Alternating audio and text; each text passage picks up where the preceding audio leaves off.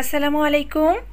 বরাবরের মতো আমি Mehnaz diary of desires channel থেকে নতুন আরেকটি ট্রাভেল ব্লগ দেখার জন্য আমার প্রিয় আপু আন্টি ছোট ছোট সোনামণি ও ভাইয়াদেরকে আমন্ত্রণ করছি।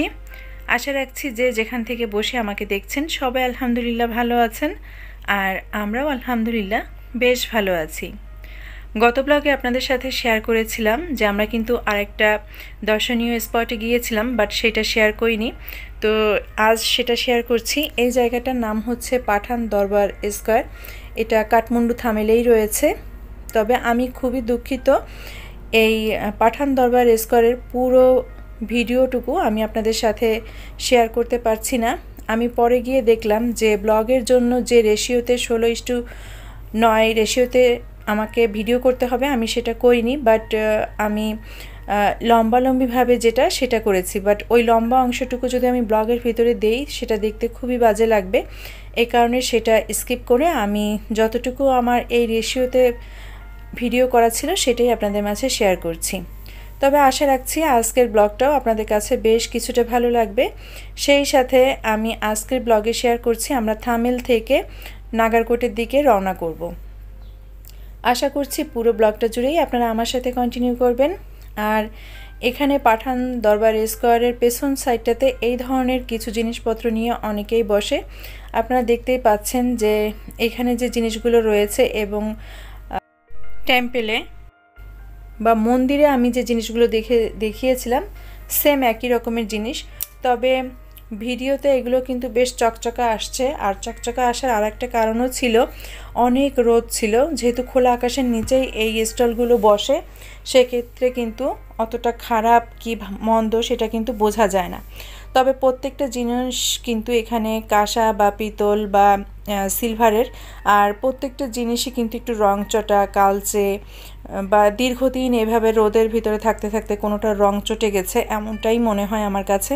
তবে নেপাল থেকে আসলে নেয়ার মতো কোনো জিনিস নাই। নেপালের অধিকাংশ জিনিসই হচ্ছে আপনার ইন্ডিয়া থেকে ইম্পোর্টেড, যার কারণে কিন্তু এখানকার প্রত্যেকটা জিনিসের অনেক বেশি দাম। আর গার্মেন্টস আইটেম আমাদের দেশেই সেরা, সেটা বরাবরই আমি স্বীকার করি যে গার্মেন্টস আইটেম কিন্তু আমাদের দেশেই সেরা। আর এখানে যে জিনিসগুলো পাওয়া যায়, বিশেষ করে প্রত্নতাত্ত্বিক যে জিনিসগুলো আপনারা দেখতে পাচ্ছেন, আর কিছু রয়েছে ধর্মীয় আইটেম, যারা বৌদ্ধ ধর্ম অবলম্বী বা হিন্দু ধর্মের অবলম্বী তাদের জন্য মনে হয় বেশ কিছুটা কার্যকর হয়। বাট আমরা মুসলিমরা যেয়ে কিন্তু এখানে কোনো ধরনের কোনো শপিং করতে পারি না। তো সেই ক্ষেত্রে কিন্তু চোখের দেখাটাই হচ্ছে আমাদের মেইন। তো যাই হোক, যারা ব্লগটা কন্টিনিউ করছেন আপনারা প্লিজ একটা লাইক দিয়ে ব্লগের বাকি অংশটুকু কন্টিনিউ করে নিতে পারেন। আর আপনাদের একটা লাইকই কিন্তু আমার এই ব্লগগুলিকে আরও অসংখ্য মানুষের কাছে পৌঁছে দিবে।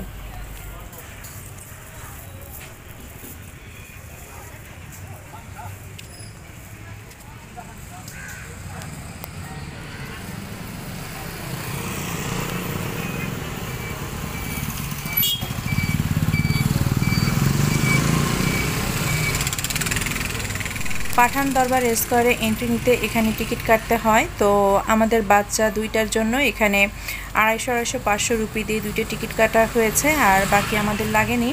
তো এখানে যখন আমরা এন্ট্রি নেই তখন দেখলাম যে বিভিন্ন স্কুল থেকে বাচ্চাদেরকে আনা হয়েছে, তাদেরকে রাস্তায় বসিয়ে এই যে পুরনো বাড়িগুলো, পাঠান দরবার স্কয়ারের ভিতরে যে বিল্ডিংগুলো রয়েছে সেগুলো টিচাররা আঁকতে বলছে, আর স্টুডেন্টরাও সেগুলো এঁকে এঁকে দেখাচ্ছে এবং তারা সবাই খুব মজা করছে। যদিও সেই অংশটুকু আমি আপনাদের মাঝে শেয়ার করতে পারলাম না, এই জন্য সরি। তবে এখানে দেখার মতো অনেক জিনিসই রয়েছে, যেহেতু এটা একটা ঐতিহাসিক একটা প্লেস, তো সেক্ষেত্রে মনে হয় এটা তাদের পাঠ্য বইয়ের সাথেও রয়েছে। তো বিষয়টা আসলে খুবই ভালো লাগার মতো, আমার কাছেও বেশ ভালো লেগেছে।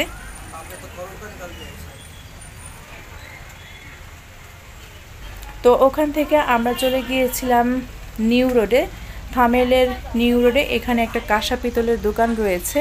তো এখানে বিভিন্ন ধরনের জিনিস পাওয়া যায়। আমি একটু দেখছিলাম, আমার পছন্দ হচ্ছিল চায়ের কেটলিগুলো, আর আপনাদের ভাইয়া হচ্ছে ভাত খাওয়ার জন্য একটা প্লেট খুঁজছিল। তো অনেক দামাদামি করার পরে একটা প্লেটের দামই আসে 3300 সামথিং বাংলা টাকা হিসাব করলে। তো সব কিছু মিলিয়ে না এখান থেকে কোনো কিছু আর নেওয়া হয়নি। আর যেহেতু ওয়েটটা একটু বেশি আসে, তো সব মিলিয়ে দেখা যাচ্ছে যে দামটাও বেশি।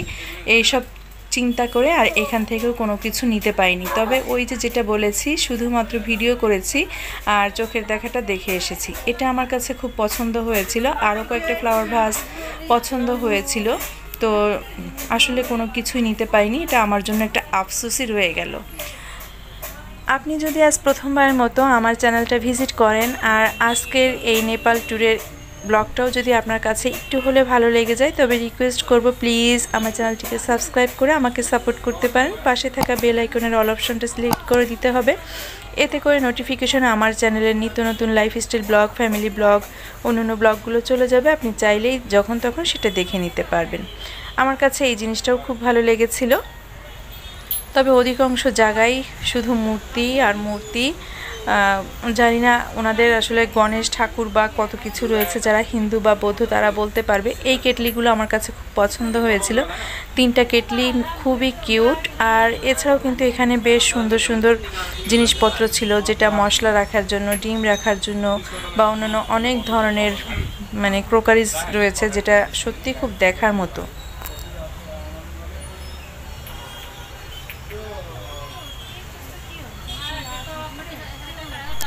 এখানে পূজা করার জিনিসপত্র বেশি পাওয়া যায়, যেটা আমার মনে হচ্ছে, আমি যেটা ধারণা করছি।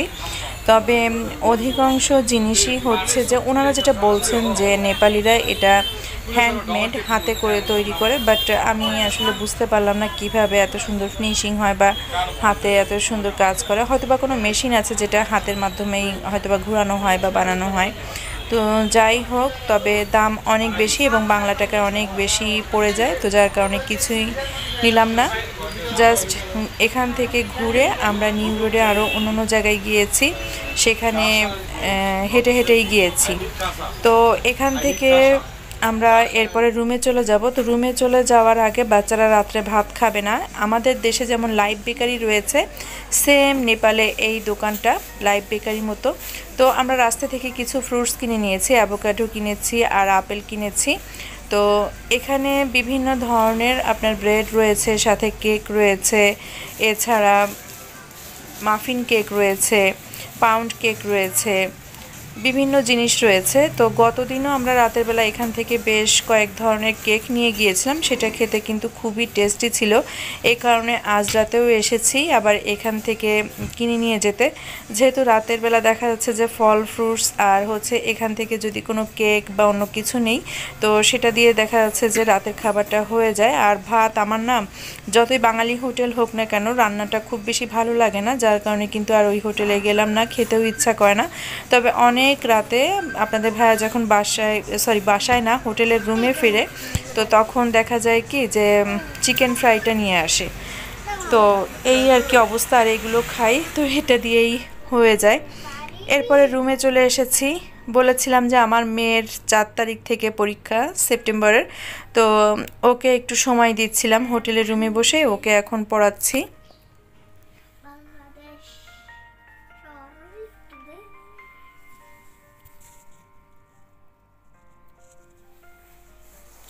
এই যে আমি লিখছি, হ্যাঁ লেখো লেখো। কি দিয়ে গাড়িটা নেই মহিষ।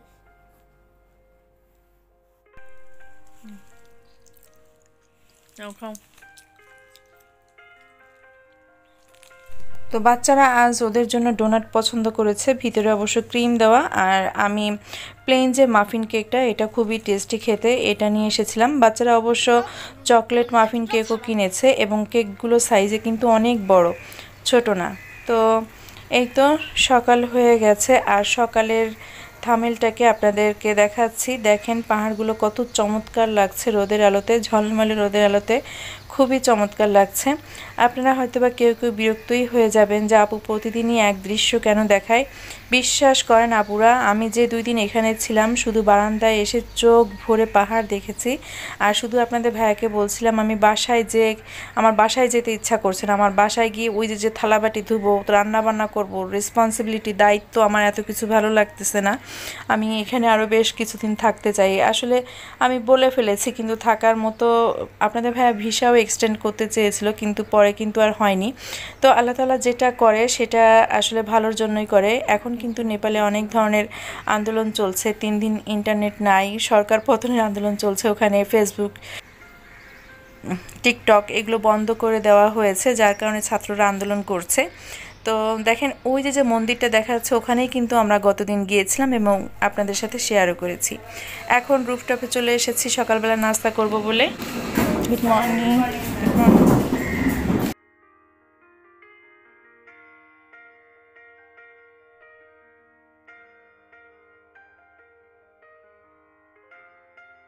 রোজি আজও নাস্তায় যা যা মেনুতে রয়েছে সেগুলো একটা কাগজে করে প্রিন্ট করে আপনাদের ভাইয়ের সামনে দিয়ে গেল, আর আমরা যা যা খেতে চাই সেটা আসলে রোজিকে বুঝিয়ে দেওয়া হচ্ছে।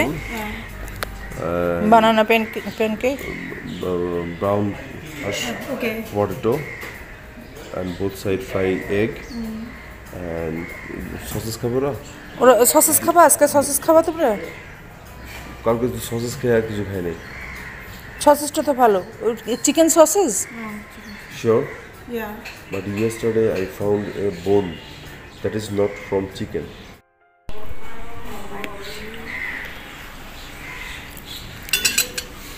Who's please? তো নাস্তা মোটামুটি রোজি দিয়ে যাওয়ার আগে আমাদেরকে প্রথমে মশলাটি দিয়ে গেল। তো আমরা মশলাটি খাচ্ছি, বাবুরা ফ্রুটস খাচ্ছে। আমি বাসায় অনেক সুন্দর প্যানকেক তৈরি করি, যারা আমার রেগুলার ভিউয়ার্স তারা জানেন। আপনাদের ভাইয়া কিন্তু বাসায় টোটালি প্যানকেক মুখেই দেয় না। প্যানকেক কেটে দিয়েছে। Make it easy.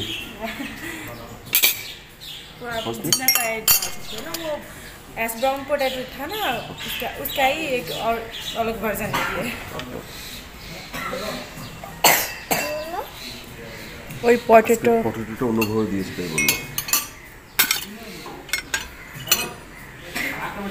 তো বাসায় প্যানকেক বানালে আপনাদের ভাইয়া তো মুখে দেয় না, সেটা বললাম, আমি আর আমার বাচ্চারা খাই। আর এখানে আপনাদের ভাইয়া মধুর সাথে প্যানকেক ডুবিয়ে ডুবিয়ে চুবিয়ে চুবিয়ে তারপরে খায়।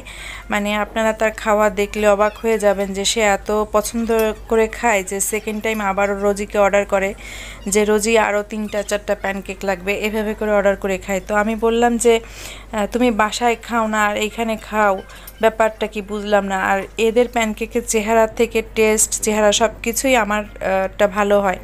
তো আজকে যেটা দিয়েছে, আজকে হচ্ছে বানানা প্যানকেক। আমার বাচ্চারা একদমই পছন্দ করছে না। তো পরে গিয়ে লাস্টে আবার এই যে পটেটো ফ্রাই সাথে কিন্তু পেঁয়াজ আর ক্যাপসিকাম রয়েছে। এই খাবারটা আমাদের দুজনের কাছে খুব বেশি ভালো লেগেছে এবং এটা খুব স্পাইসি করে তৈরি করে দেওয়া হয়। তো এটাকে আবার অর্ডার করা হলো, এটাই খাচ্ছি।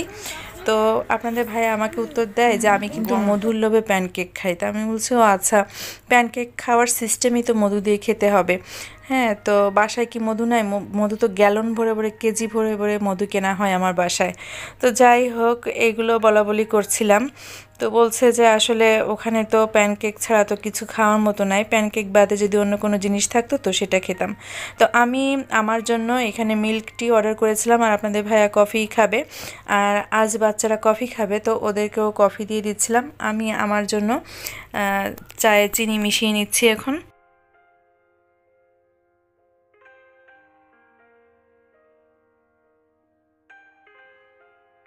অনেকেই বিদেশে ঘুরতে চান বাট ফ্যামিলি নিতে চায় না, বা ফ্যামিলি নিতে গেলে কিন্তু অনেকগুলো টাকা খরচ হয়। সেক্ষেত্রে কিন্তু দেখা যাচ্ছে যে বউ বাচ্চাকে দেশে ফেলে রেখে হাজব্যান্ড একাই কিন্তু বিদেশে ঘুরতে যায় বা ব্যবসায়িক কাজে বলেন সেটা যায়। কিন্তু আমি আলহামদুলিল্লাহ বলবো, আপনাদের ভাইয়া সব সময় এ পর্যন্ত যতবার সে গিয়েছে, একমাত্র চায়নাতে সে বিজনেস ট্যুরে গিয়েছিল, 1 সপ্তাহ মতো থেকেছিল, সেটা বাদে বাকি সব জায়গায় আমাদেরকে নিয়ে গিয়েছে। ইন্ডিয়াতে নিয়ে গিয়েছে 3 বার, নেপালে নিয়ে আসলো। তো আলহামদুলিল্লাহ, যারা ভাইয়ারা রেখে যেতে চায় আপুদেরকে, আপনারা সাথে সাথে যাবেন, আপনারা কিন্তু এভাবে একা ছাড়বেন না, ঠিক আছে? তো এই যে আমাদের গাড়ি চলে এসেছে। আজ কিন্তু আমরা থামেল থেকে এখন যাব নাগারকোটের দিকে। নাগারকোটটা হচ্ছে একটু গ্রামের দিকে, ওখানে পাহাড়টা বেশ ভালো দেখা যায়। আর যে কারণে লোকজন যায় সেটা হচ্ছে সানরাইজিং দেখার জন্য। ওখানে এভারেস্টের চূড়াটাও দেখা যায়। তো সব মিলিয়ে কিন্তু এখন আমরা নাগারকোটের দিকে রওনা হচ্ছি। আমাদের লাগেজগুলো ব্যাগডেলায় উঠিয়ে দেওয়া হচ্ছে গাড়িতে। আর আজ আমাদের সাথে নতুন ড্রাইভার যাচ্ছে, ড্রাইভারের নাম অশোক। তো যে ছেলেটা আমাদের লাগেজটা উঠিয়ে দাঁড়িয়ে রয়েছে ওই ছেলেটার নাম হচ্ছে রাজকুমার। রাজকুমার আমাদেরকে পরে গিয়ে অনেক কি বলবো কর্ডিয়ালি একটা সি অফ করলো। তো যাই হোক সব মিলিয়ে এখন আমরা নাগাসাকির দিকে রওনা করছি।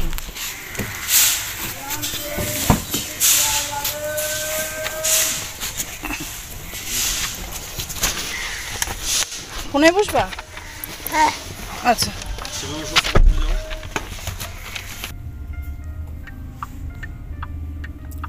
شو آيات الكرسي بورنا بسم الله الرحمن الرحيم الله لا إله إلا هو واتقوا الله من شر بسم الله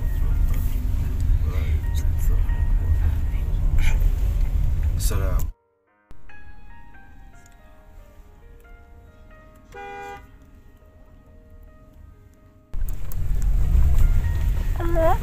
জি মামা। এটা অন্য গাড়ি না? হ্যাঁ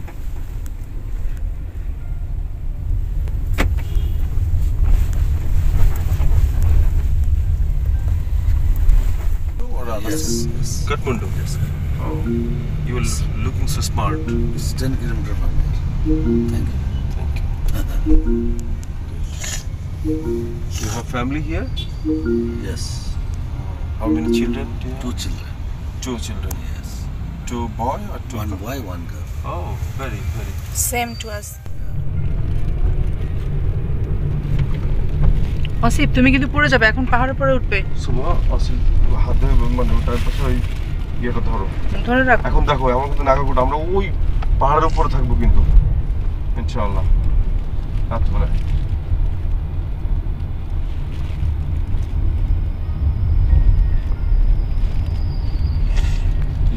You are not drinking, no? No, no, no. I drink, yes, I'm drinking, but water.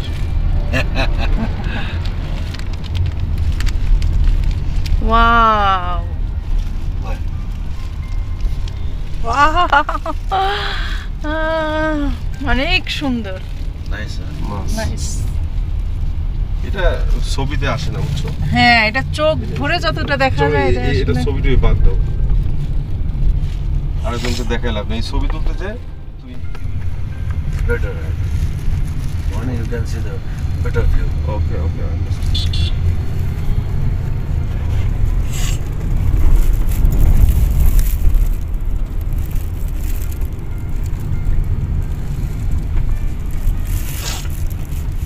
Tall, white color, healthy, very nice. With his wife and one boy, one daughter. They are teenaged. And boy came with his family, with his fiancée. Okay. Not get married yet. Girlfriend. Girlfriend. It's very trendy culture. Then, yeah, it's normal for them. Yes, but it is also in Nepal. No. Also have girlfriend, boyfriend, girlfriend also have, but not so open, right? No. Not open to his family. Nobody bring with his family. No. But when the friends together same age, then I know who is your girlfriend. Yeah, but they know but each other. you never can introduce with your family, Family, no. without marriage, right? No. Yes. Subhanallah.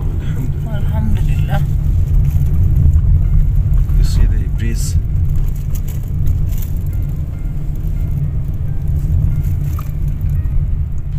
ঝুলন্ত bridge, একটা পাহাড়ের মধ্যে দিয়ে।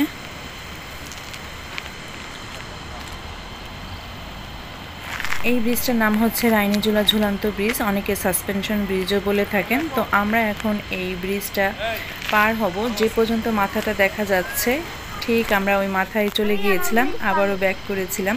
তো এই ব্রিজটা দেখার পরে তারপরে আমরা এখানকার হোটেলটাতে উঠবো এবং নেক্সট ব্লগে হোটেলের রুম ট্যুর প্লাস হচ্ছে সানরাইজিং এবং এখান থেকেই যে আমরা রওনা করেছিলাম আবার থামেলের উদ্দেশ্যে বাকি ব্লগটা শেয়ার করে আমি নেপালের ট্যুর ভিডিওটা ক্লোজ করতে চাই।